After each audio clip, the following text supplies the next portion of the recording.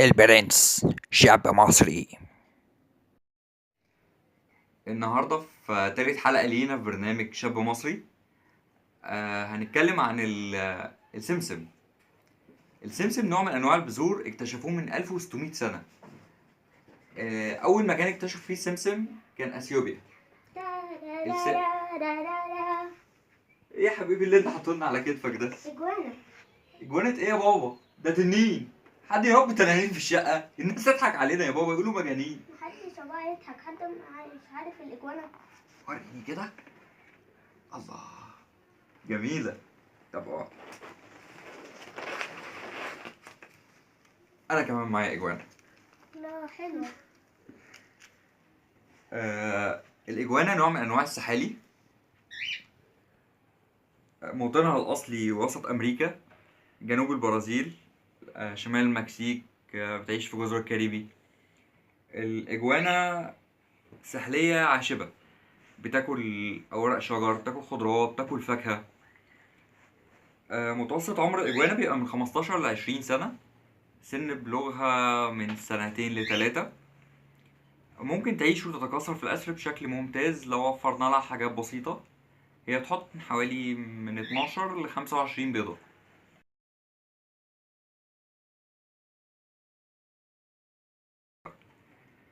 الإجوانا ربنا زودها بأسلحة، زي ما بيقولوا أسلحة فتاكة. عندها ديل ضربته زي الكرباج، فكها قوي فوق ما أي حد يتخيل.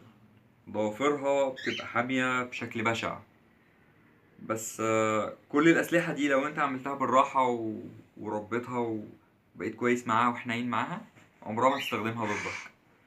ربنا زودها بالأسلحة دي لأن هي بتعيش في غابات فوق فروع الأشجار.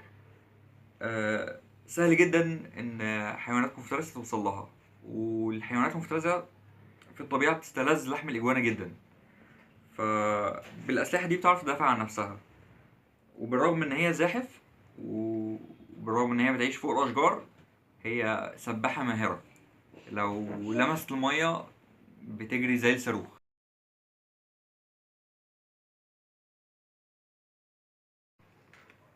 سحلية الإجوانا زي أي زاحف من ذوات الدم البارد، لازم درجة حرارة معينة علشان تدفي جسمها، عشان تبتدي الجهاز الهضمي يشتغل.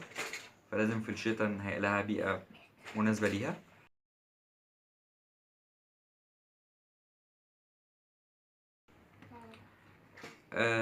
في مصر هنا لازم نحط طبعا التاتش بتاعنا كده. في ناس بتأكلها علف أرانب عشان تتخن.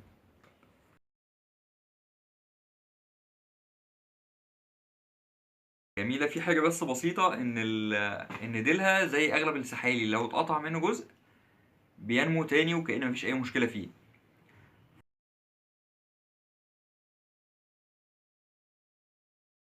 سحلية الإجوانا زي ما انت شايف كائن جميل، سبحان الله في ألوانه، سبحان الله في هدوءه، وهي كمان ذكية جدا. أنا عن نفسي بحب أربيها، وبرشحها لكم إن انتوا تربوها كزاحف أليف في البيت. يا رب أكون قلت لكم معلومات كويسة عنها، وإن شاء الله أكون فدتكم. وتابعونا في الفيديوهات اللي جاية، هتلاقوا حاجات تانية جديدة إن شاء الله. في ناس ممكن تكون عارفاها، وفي ناس ممكن ما تكونش عارفاها.